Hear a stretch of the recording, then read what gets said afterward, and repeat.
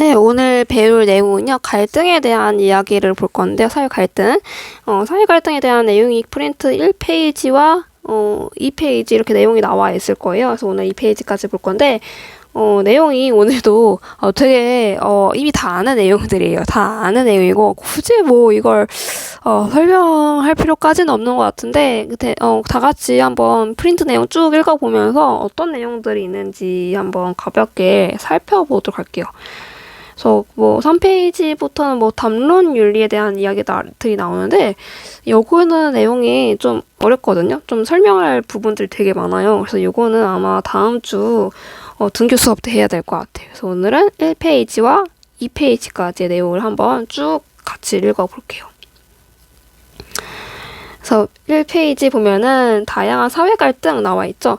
사회 갈등을 우리가 크게 몇 가지로 나눠보면 이념 갈등이 있고요. 뭐 보수냐 진보냐, 뭐 공산주의냐 자유주의냐, 뭐 이런 것들 자본주의냐, 뭐 이런 이념 갈등도 있고. 그다음에 두 번째 지역 갈등. 우리나라는 지역 갈등 심하죠. 예. 뭐 어디 지역인지는 뭐 얘기하지 않겠습니다. 구체적으로. 예. 우리나라에는 지역 갈등이 있고요. 세 번째 세대 갈등. 요즘에 가장 핫한 이슈 중에 하나인 것 같아요. 성 갈등도 있긴 한데 뭐 여성과 남성 사이의 갈등도 있긴 하지만 세대 갈등도 되게 옛날부터 심했었죠. 네, 이런 세대 갈등 내용도 볼 거고 그 이외에 여러 가지 사회 갈등도 보도록 합시다.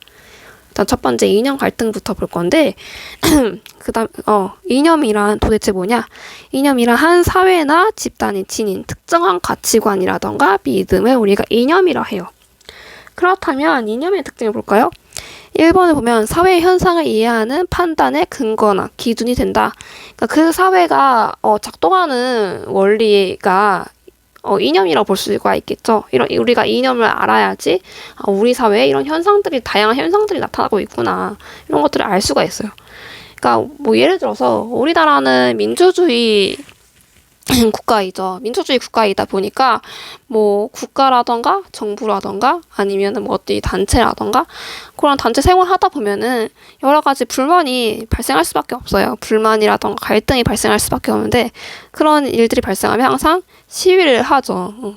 시위를 하는데 뭐 북한이라던가 아니면은 중국과 같은 공산주의 국가에서는요, 아무리 내가 불만이 있다고 하더라도, 나라에 불만이 있다고 하더라도 절대로 시위하기에는 어렵죠.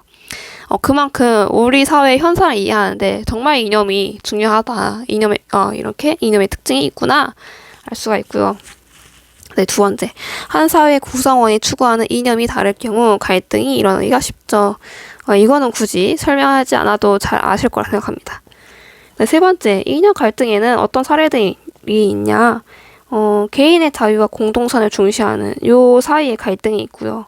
두 번째, 경제적 효율성을 우선시하거나 아니면 구성원의 복지를 우선시해야 되냐 아니면 세 번째, 보수냐 진보냐 요 사이에 갈등이 있다.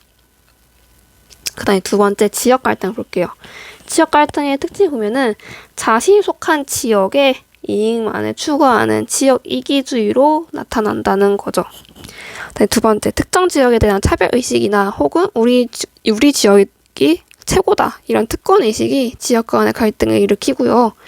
세 번째, 지역의 역사적, 지리적 상황과 결부하여 지역 감정으로 드러나기도 하고 정치적 갈등으로 확대되기도 한다. 그래서 우리나라의 지역 갈등이 발생하게 된 이유도 자세하게 설명할 수는 없겠지만 정치적인 문제를 엮여가지고 결국에는 지역 갈등이 시작된 거죠. 네 번째, 지역 갈등은 정치, 경제, 사회적인 갈등이 복합적으로 나타난 겁니다. 그 다음에 세 번째, 세대 갈등을 보도록 할게요. 기성세대와 신세대 사이의 갈등인데 그렇다면 세대 갈등의 양상과 원인이 뭔지 볼게요.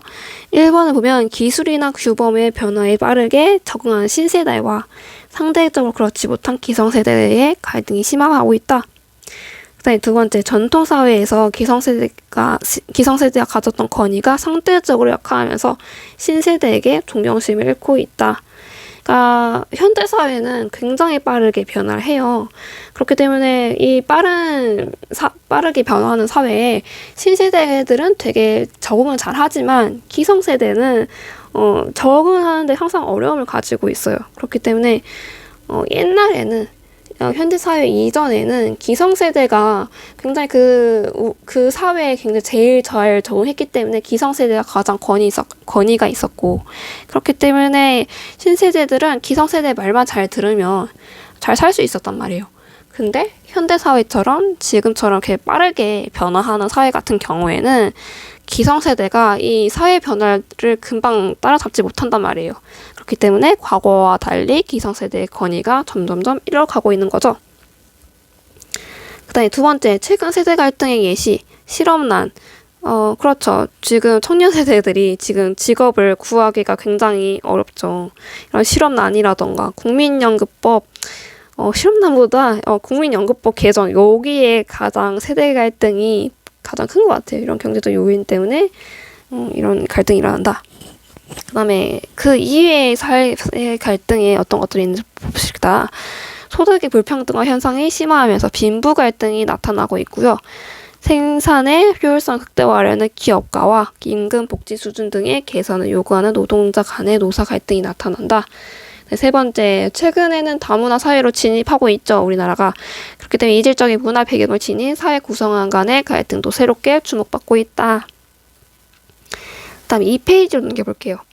그렇다면 이런 사회 갈등이 지금 벌어지고 있는데 이 사회 통합을 위해서 어떤 방안들이 있냐. 일단 첫 번째, 사회 갈등의 장단점 볼게요.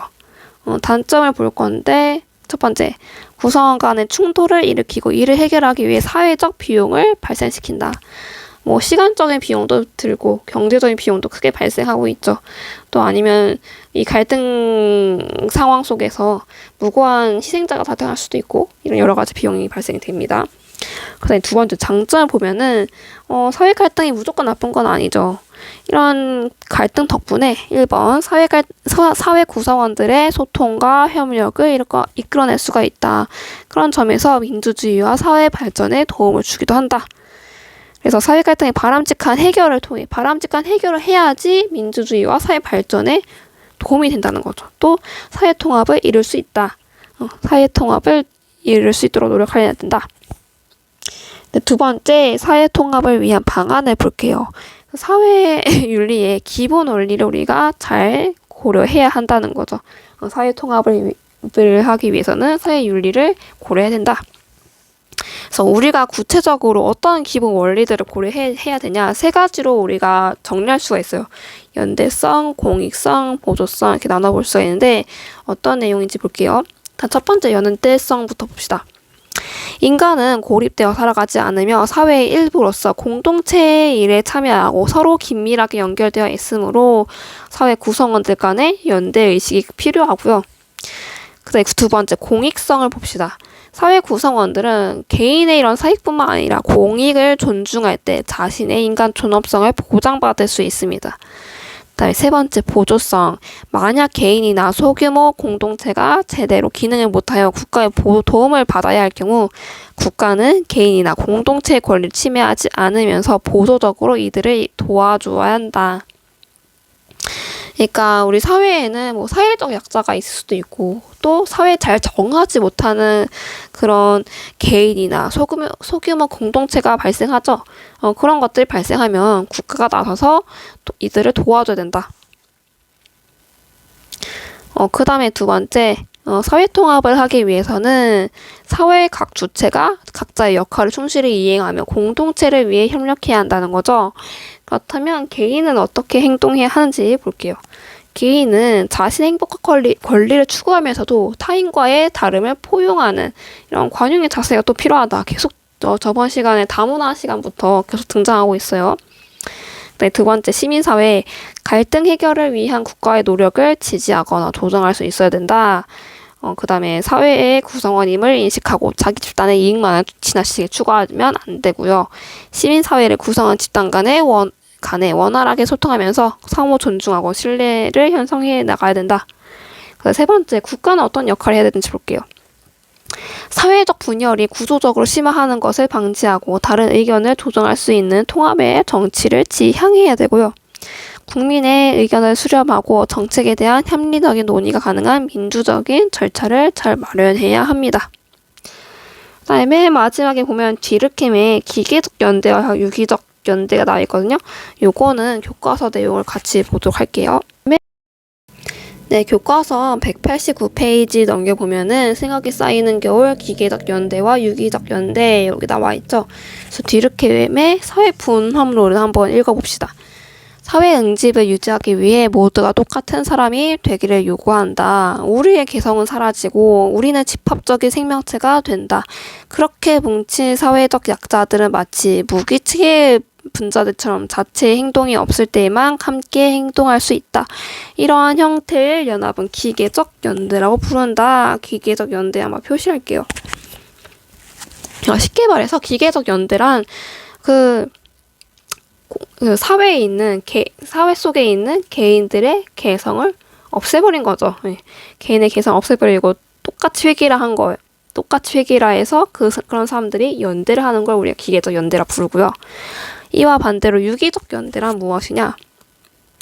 분업의 진정과 함께 나타난다. 기계적 연대는 개인들이 서로 유사할 것을 전제로 하지만 분업에 의한 유기적 연대는 개인들이 서로 다를 것을 전제로 한다. 기계적 연대는 개인이 집단에 흡수될 때 가능하지만 유기적 연대는 각 개인이 그 고유한 행동의 영역을 가지고 있을 때만 가능하다. 그러니까 유기적 연대는 개인들의 개성과 고유성을 존중해 주는 거죠. 자신의 개성을 뽐내도 된다. 그런 사람들의 연대를 우리가 유기적 연대라고 부르는 거예요. 그러므로 집단이 규제할 수 없는 특수한 기능들을 위해서 개인이 지닌 지적 의식 등을 통제해서는 안 된다. 그 영역이 확장될수록 연대를 기반으로 하는 응집은 강해진다. 라면서 뒤늦게 사회 분업론에 대한 이야기였어요. 그래서 오른쪽 시연에서 볼까요? 그래서 보면은 디르켐은 기계적 연대가 구성원들이 동일한 가치와 규범을 공유하여 결속한 상태라면 유기적 연대는 전문화된 개인들이 개별성을 유지하면서도 상호 의존적으로 결속한 상태라고 주장하였다. 그는 유기적 연대를 바탕으로 한 사회 통합을 강조하였다. 그래서 당연히 디르켐은 유기적 연대를 강조했겠죠. 그래서 오늘 수업은 여기까지 하도록 하고요. 그 뒤에 190페이지부터는 다음 주 수업 시간에 하도록 하겠습니다.